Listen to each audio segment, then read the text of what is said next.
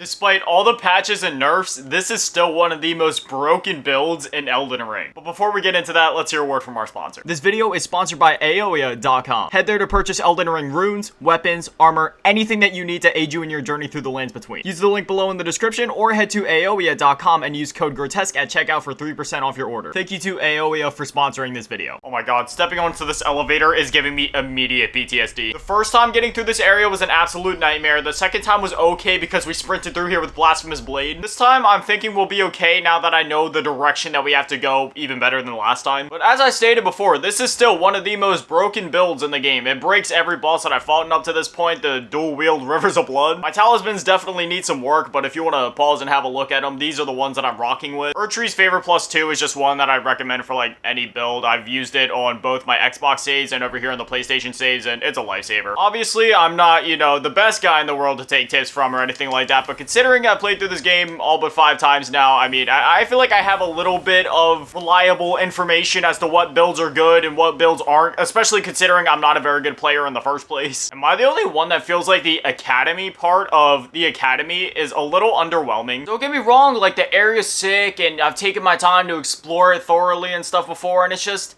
you know, it's a cool area and all. I wish there was more to it. I've said it like maybe once before, but I'm a bit of a closet nerd when it comes to the Harry Potter series. So considering that, when I found out there was this massive magic academy in this game, I was so excited to go explore it, see every nook and cranny of it, see what cool rooms there were, see if there was anything cool there. And, you know, it's an alright area, but it's definitely not what I was hoping it would be. Again, it's not a bad area, not even close. In fact, I love the academy. It's just, I just wish there was like a little more, you know what I mean? Also, just in case anybody has any doubts as to whether this build is actually still good nowadays or not, enjoy this clip from yesterday's video. Woo. You know, people complain about Shrine of Amana, but I must say, there is even more mages in this area. When you're unprepared and coming through here for the first time, it is an absolute nightmare. I'm just lucky and glad that I know the routes now. Alright, Red Wolf of Radagon, are you weak to bleed? Get a few swings at- oh! Ow.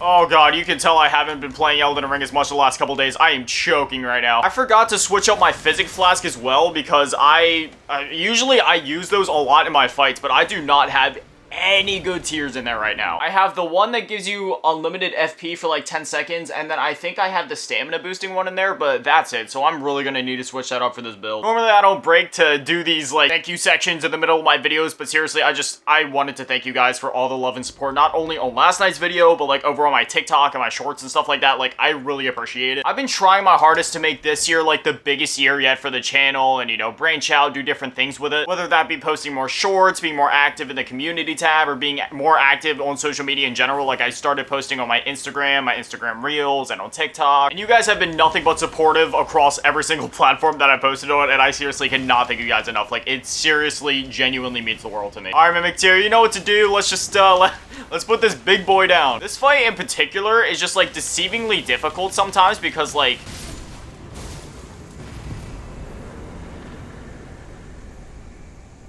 well, never mind, forget I said anything. I was about to say, you know, it can be deceivingly difficult with, like, depth perception because, personally, I'm not used to doing dex builds, which obviously the blades are a lot shorter than the ones I'm used to using with, like, guts where it's, like, 5 times the size of my body. So, you know, that's just more of a personal thing with my depth perception. But, of course, as soon as I said anything, we melted him anyway, so forget I said anything at all. Out of all the bosses in Elden Ring, I am glad that Rennala is the one that I finally have mastered. I am glad that I never have to relive fighting her for the first time ever again. That it just, oh god. I would not wish that upon my worst enemy, and furthermore, I would not wish for anybody to even have to fight her as a mage. I don't want to know what that's like, but I know it's a nightmare. Honestly, I don't even feel like fighting this fool right now. I'm not in the mood. Don't come on the elevator. Oh my god.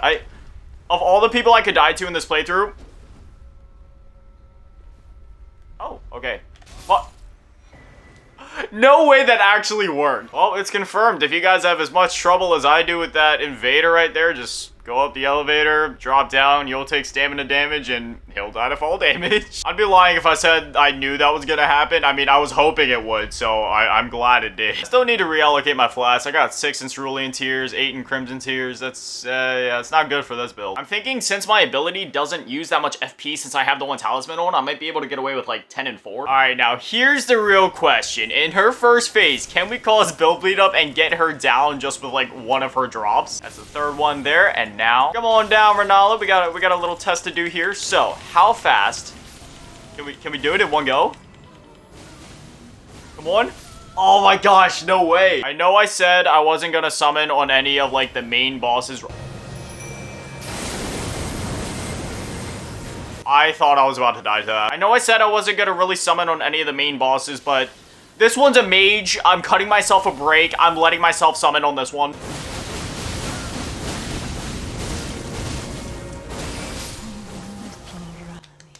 Bye-bye. I love this build.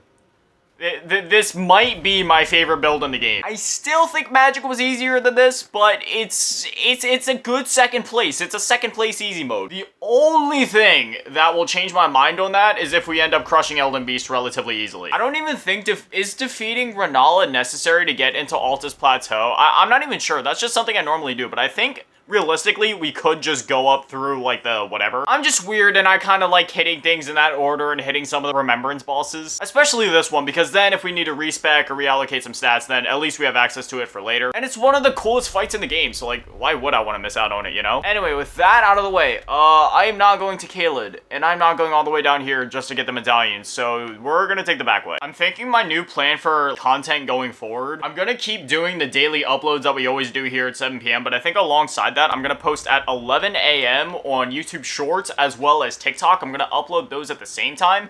And then I'll just do like 1 or 2 community, probably just 1 so I don't overwhelm anybody, but I'll do like 1 or 2 of those a day. My goal is to just like drive up engagement with you guys and be as interactive with you guys as possible, because while I try to do my best in responding to like every comment that I can, and then even replying to your guys' replies to my replies to your comments, I still just want there to be like no barriers. I want there to be as much interaction between me and you guys as physically possible. Ever since I began this journey in like content creation, having that sense of like safety and family here on the channel and like just overall community has been my biggest focus since the start. So the more that I can act on that and stay as in the loop and connected with you guys as possible, the better. That's one of the core reasons that I upload every single day, because obviously I don't need to upload every single day. I'd probably do just fine, if not better in some instances, by just uploading once every couple days or once a week. But the thing is, for me, like, YouTube makes me so freaking happy, and I feel like I'm going insane. If there would ever be a day where I couldn't record, and there's been days like that where I've had to prepare like a video the day before in order to make sure that I can get it upload out on that next day because of like being busy or whatever. It makes me feel like I'm going genuinely insane when I can't record. Like, I do this because it makes me happy. It's one of the only things that makes me happy, so when I can't do it, I feel like I'm going insane. That's why I do it each and every single day, because again, it's one of the only things that makes me happy, and if I can't do it, well, then I'm not really happy. I quite literally live for content creation. I love what I do, and I spend as much time in every single day that I can doing what I do. I know this is a really random tangent, but I just bring it up because I've had a lot of people asking like, dude, you don't need to upload every single day. Why don't you just do it here and there or whatever? I just do it because like, I feel that need inside of me to do it. You know what I mean? Like, I just love it that much. And on top of that, the reason that I do it daily is because I like having that daily check-in with you guys.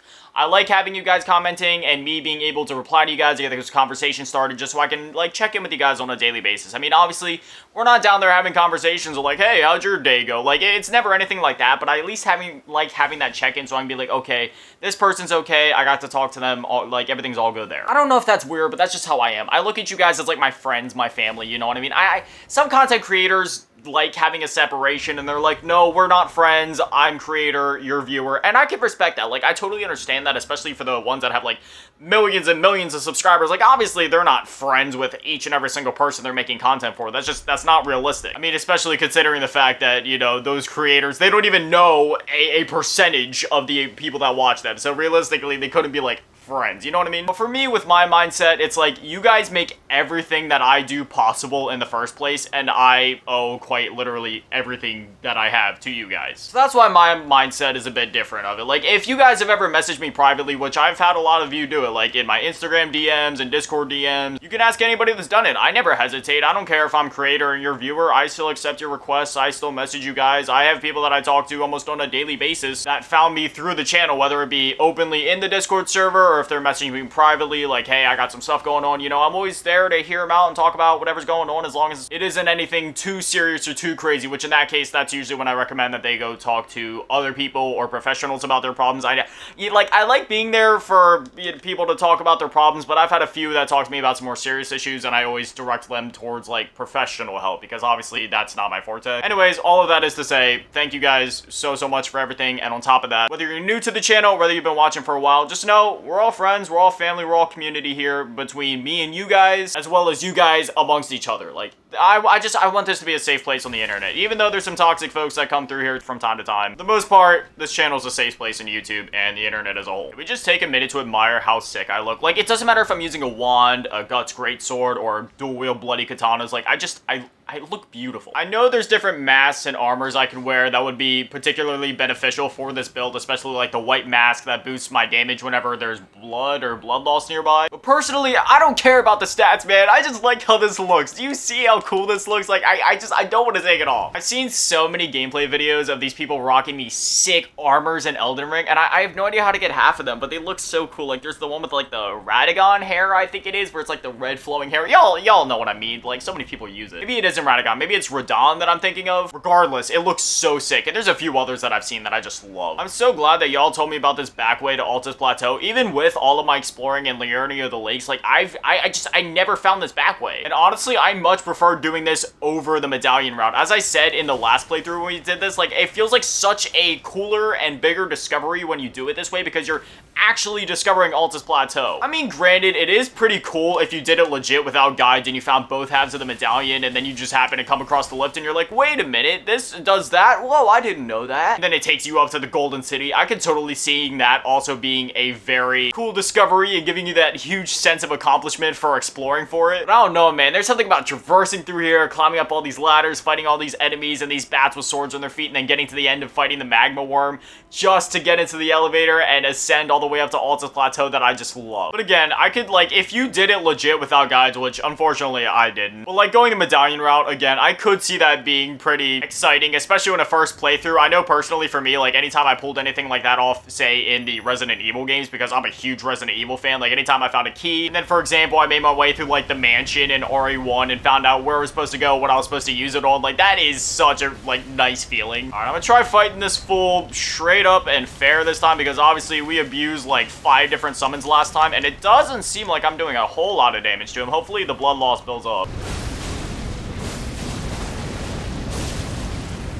Maybe? I mean, I don't know. Is this still considered good damage? Then again, I gotta keep my expectations in check. I mean, most of the bosses up to this point have had pretty low health pools. Maybe this guy just has a bigger health pool overall. I'm assuming, since we're on New Game +2, that he had like at least 30,000 HP right there, but we still got him down. I think the only thing we could do at this point, well, there's a few things we could do, but one of the main ones that I've been thinking about doing is getting my second Rivers of Blood up to +10, and then also I do need to do Alexander's quest. I'm kind of wishing I would have done it before starting the new journey, because I thought that I could finish it a lot sooner. But apparently you can't finish his quest and get the talisman until you get to like Farum Azula, which is obviously very late game before the final boss rush. I'm kind of kicking myself for not doing it sooner, but it is what it is. I'll get it done, because once we can boost our Ash of War damage, that'll obviously be huge for this build. And then I might also go ahead and get White Mask. I'll do anything to get that boosted damage. Although it will make me kind of sad having to take off the Blind Mask for a bit. Now that being said, my next goal is to take out Draconic Tree Sentinel. As a mage, it wasn't that bad. Lock on, Common Azure, goodbye. A quarter of his health in about 0.5 seconds. Sorcery is broken. Summon, do what you have to do. He knows what's up. Should be it. Victory is ours. I don't know. Fighting him as a bleed build, that's definitely going to be interesting. And I'm definitely going to stay off of Torrent. I'm going to try to stay on foot and dodge his, like, moves fairly. Especially considering that you can't use Ashes of War on Torrent. So that basically removes any possibility for me to do Torrent combat in this playthrough. I mean, I technically could, but it would be pointless. Now, if memory serves me correct, we need to get into the main, like, the inner walls there, and then we go up and follow this path, and I believe Draconic is right over here. And if memory serves me correct, the tree sentinels are actually right at the top of this staircase. Oh god, do I really feel like fighting 3 whole tree sentinels today? I think for now, I'm gonna sprint past. Ow.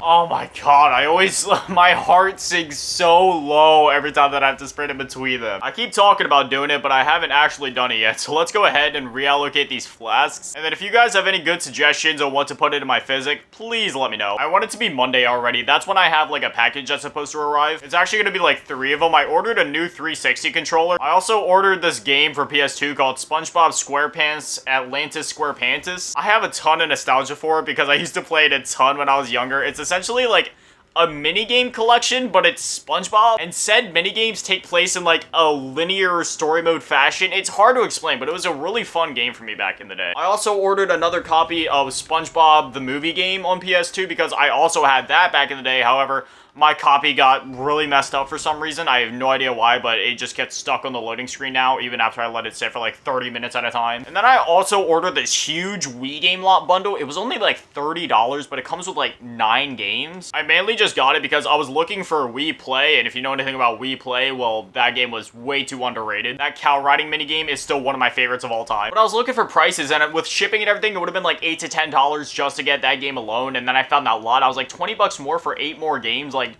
yeah. It comes with like a TMNT game, some sort of Marvel superhero squad game. There's like a Nerf game, but the Nerf game, it's like a rail shooter where you're shooting these robots and androids inside of the Nerf facility with Nerf guns. It's crazy. It looks like one of those old-fashioned arcade games, like if y'all remember the Jurassic Park one or the Terminator one. Then it came with like Just Dance, Monopoly, Wii Music, some filler stuff, but I mean, it was still a good deal in my opinion. $9, 30 games, that's like what, $3.50 per game? That's pretty good. Alright, so here's what I'm gonna do. Mimic Tear Ashes.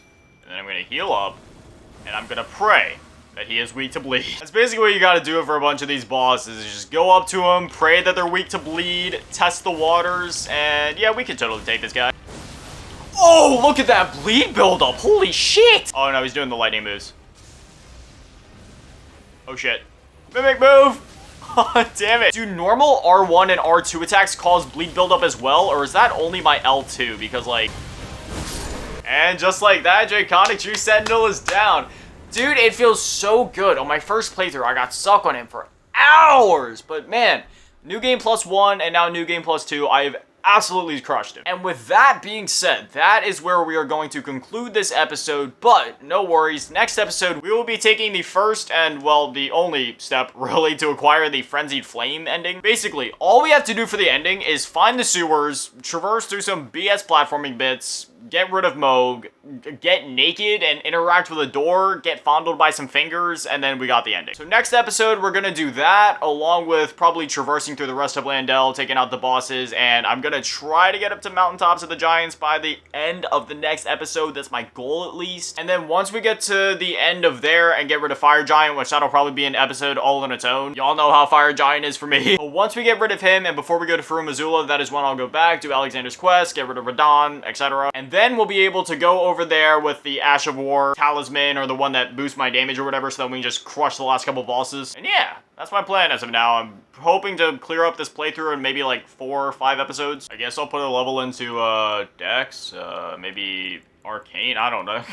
do I really need stats anymore? Anyway, as always, a shout out to the Patrons, Carmen's Fate, Garmo, Lubity Tap, Big Daddy Manny, Desperado, Chalupasaurus Rex, Razak, Polar, Ray, De Webster, Lim, Bianca, Purgatory, Dripping Croissant, and Mellow Last King. I just realized, like, today in this video, I've been talking at like 500 miles per hour. I'm sorry about that, okay? Some days my inner ADHD just goes crazy and I can't help it. I just talk and talk and talk and talk and I can't stop. Plus, I don't know if you guys can tell, but I'm feeling really good in general. I've had the house to myself for a couple days, and it's give me a break from all the usual BS and just give me a chance to be alone, decompress for a couple days, and it's been really nice. My head's in a pretty clear spot, and I just feel, like, at peace. Anyway, yeah, thank you guys for watching. Have an amazing day. Stay beautiful. I love you all. And remember, don't go hollow.